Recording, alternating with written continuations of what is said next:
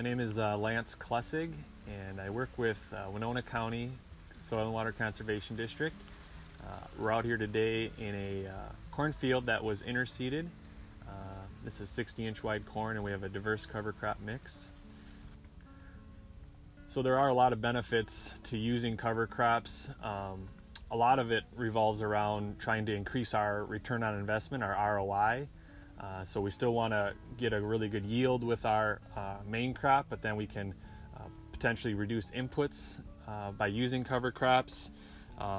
We can also get away oftentimes with, instead of 2 passes of herbicide, maybe just 1, because the cover crop will lay down and provide a really nice mat, and that suppresses the weeds. So again, we save a pass on the field, chemical application, so that's, $20 to $40, $50 an acre that we can save just on that 1 pass. Cover crops allow us to have grazing opportunities that we might not have had previously.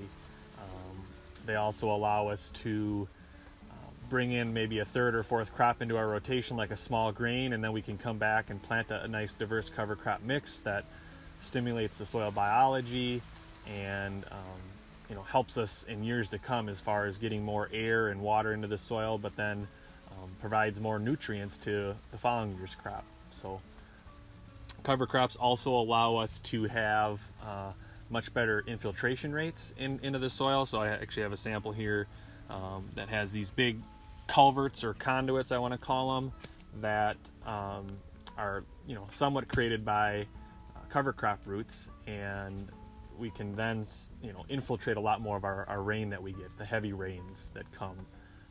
So a lot of these farms are infiltrating 3 to 6 inches of rain per hour versus if we're not using cover crops and we're doing lots of tillage, we oftentimes only can infiltrate about a 1/2 inch to 1 inch of rain per hour.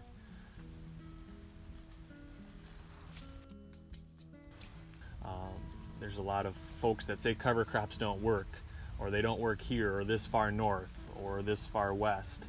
And so I think being willing to step out of our comfort zone and ask, maybe it's nearby farmers, but also be willing to expand our reach and ask those that might be using cover crops successfully 50 or 100 miles away can be really helpful.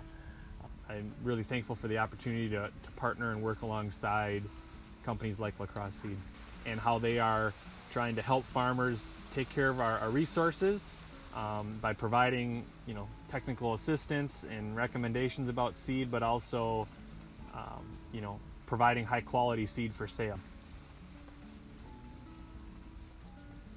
So if you're interested in more information about cover crops and soil health, regenerative farming, you can reach out to us at Winona County Soil and Water Conservation District. We have a website. We also have a Facebook page, and then we have actually a YouTube channel where we actually promote what different farmers are doing in the area as far as cover crops and soil health. So those would be the 3 main avenues, and then I personally have my own YouTube channel as well, and so you can find out more stories from a Midwestern perspective about cover crops and soil health there as well. Also wanted to mention that we're having a cover crop tour here in southeast Minnesota. It's self-guided. It's been started in April, and actually we're extending it into fall so that farmers, people that are interested from the public, they can come out to, there's actually 9 different fields where farmers are really embracing and having a lot of success with cover crops. So you can come out and see how cover crops are working well for that matter, and then each stop has a sign with the farmer's name and his phone number. Talks a little bit about each spot and some of the details there. And so I would encourage you, if you have any questions about cover crops, or even if you're just driving through on Interstate 90, feel free to reach out and check out a couple of our cover crop tour spots.